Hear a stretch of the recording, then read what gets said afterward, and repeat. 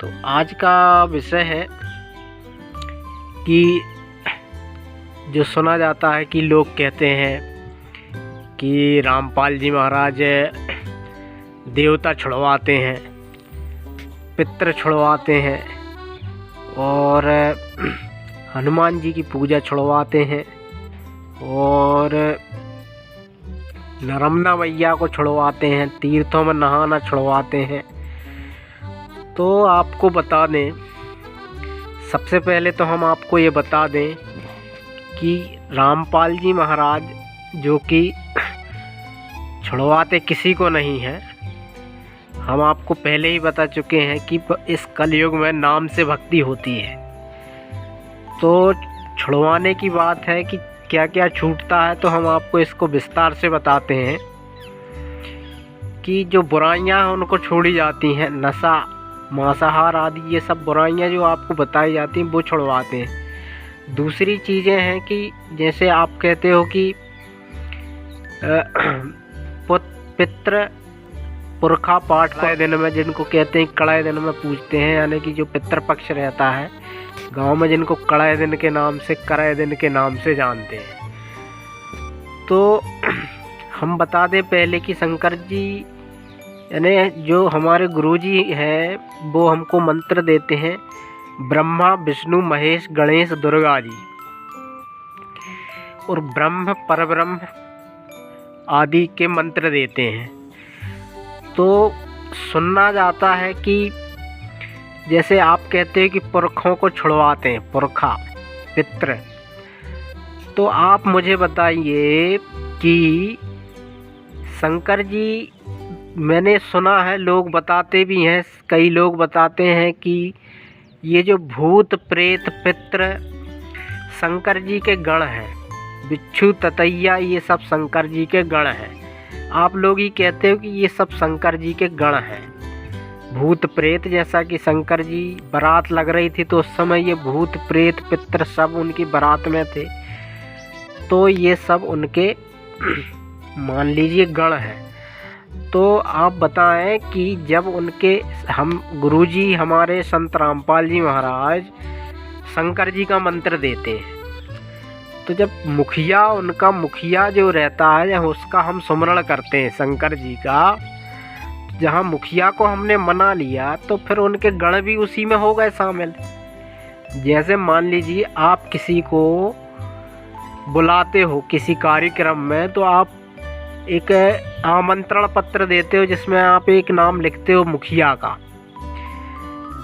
तो जैसे आपने किसी को बुलाया तो उसका एक मुखिया का नाम लिख दिया, तो ऐसा नहीं कि आप सबका नाम लिखोगे, आपने मुखिया का लिख दिया जहाँ फिर सबका हो गया। मुखिया यदि चला जाए कार्यक्रम में, जैसे मान लीजिए कि हमारे मोदी जी को कोई सम्मान करे और विदेश में कोई उनको बुलाए तो उनकी वहाँ पर बड़ी इज्जत करे, तो हम लोगों को बड़ा गर्व होता है कि हमारा मुखिया, देश का मुखिया चला गया वहाँ पर, तो हम तो वैसे ही खुश हो जाते हैं। ऐसे ही यदि कोई शंकर जी का सम्मान कर रहा है तो गण तो उनके वैसे ही खुश हो जाना चाहिए भाई। जैसे हम खुश हो जाते हैं तो वैसे ही शंकर जी के गण खुश हो जाते हैं, और शंकर जी को जब हम सम्मान देंगे तो उनके गणों का भी सम्मान हो जाएगा। तो उन्हीं गणों में पितृ भी आ जाते हैं। तो जब हम शंकर जी का सम्मान कर रहे हैं तो पितरों का सम्मान उनके साथ हो गया। मुखिया को मना लिया जहां उनको मना लिया। फिर लोग कहते हैं कि नर्मदा मैया छूट जाती हैं, तो आप जैसे शंकर जी को मना लिया तो पितृ मान गए, वैसे ही सब देवियों की अधिष्ठात्री देवी दुर्गा है। तो गुरु जी ने दुर्गा जी का मंत्र भी दिया है। तो जहाँ दुर्गा जी का मंत्र सुमरण हो जाए, उनकी साधना हो जाए, तो उनके जो सब देवियां हैं उनके अंतर्गत है। तो कहते हैं जहाँ दुर्गा देवी का सम्मान हो गया, जहाँ पर सबका सम्मान हो गया, अलग से गंगा, यमुना, कावेरी, कृष्णा, गोदावरी ये सब पूजनीय, आदरणीय है, सम्मानीय है, तो इनकी भी ऐसे मुखिया है दुर्गा जी। तो दुर्गा जी का सम्मान हो गया, तो जहाँ इनका हो गया। अब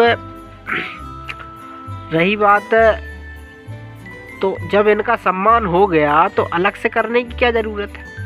और पहले हमने एक वीडियो में बता दिया है कि इस कलयुग में नाम से ही कल्याण होगा, क्रियाओं से अलग जो क्रियाएं हैं उनसे लाभ तो होता है, लेकिन उसका उतना लाभ नहीं है जितना कि नियम के अनुसार जो बताया गया है कि भाई कलयुग में इस हिसाब से लाभ होगा। तो भक्ति का जो लाभ रहता है, जो कि मोक्ष मार्ग के लिए, उसकी एक कंप्लीट साधना होती है। तो उसका शॉर्टकट तरीका जो होना चाहिए वो सुविधाजनक होता है। अब किसी ने कहा कि हनुमान जी छूट गए।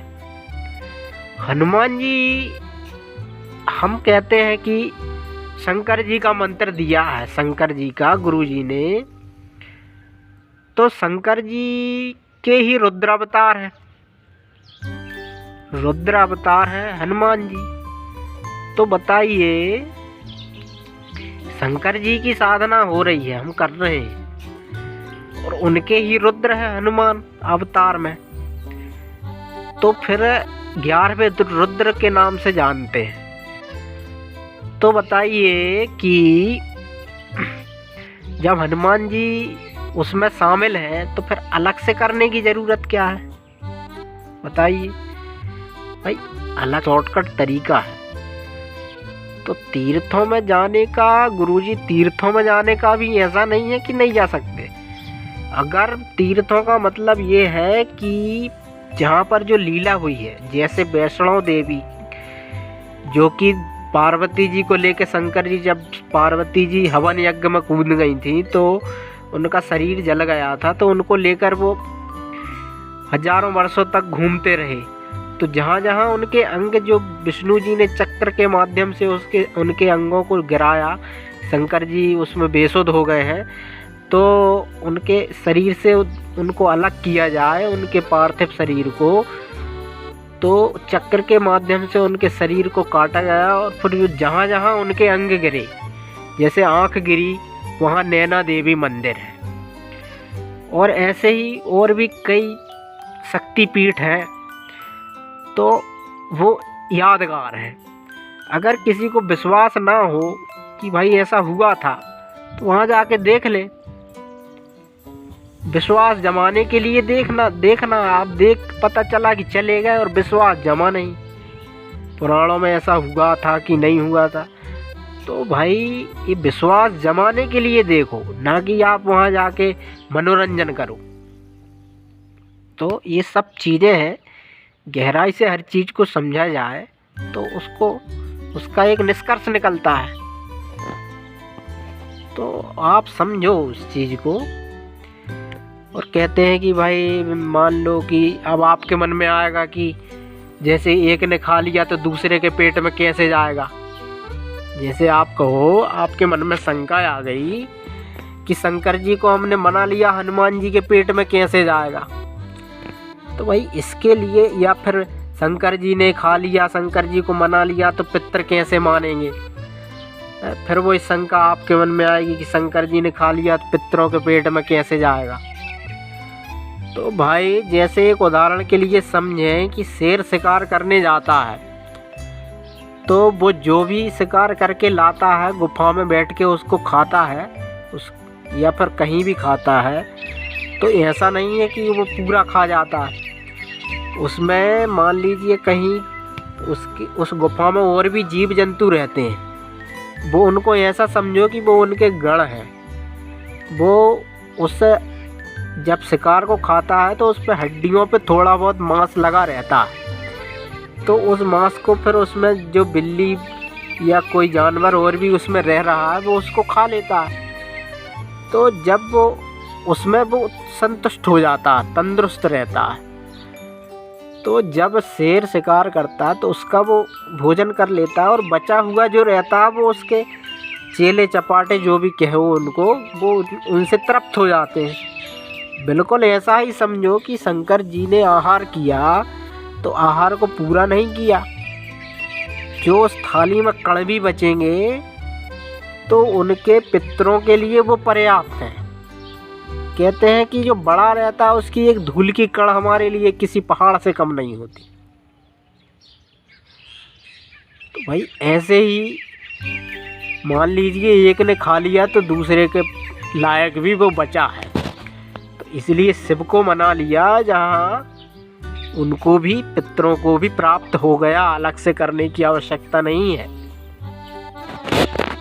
बाकी दूसरी चीज़ें यदि आप अलग से उनको मानते हो तो फिर आपकी आस्था उनमें रह जाएगी। फिर वही कि जिस पितृ गीता जी में जो श्लोक है अध्याय 9 में का 25वां श्लोक कि पितरों को पूजने वाले पितृलोक चले जाते हैं। फिर वहाँ तो वही समस्या पहले जो वीडियो में बताया कि पितृलोक में चले तो जाते हैं लेकिन बाद में फिर धरती पर आना पड़ता है, मोक्ष मार्ग में फिर वो समस्या बनी रहती है। तो उसकी साधना कंप्लीट कोर्स को समझने की ज़रूरत है। राम राम, नमस्कार।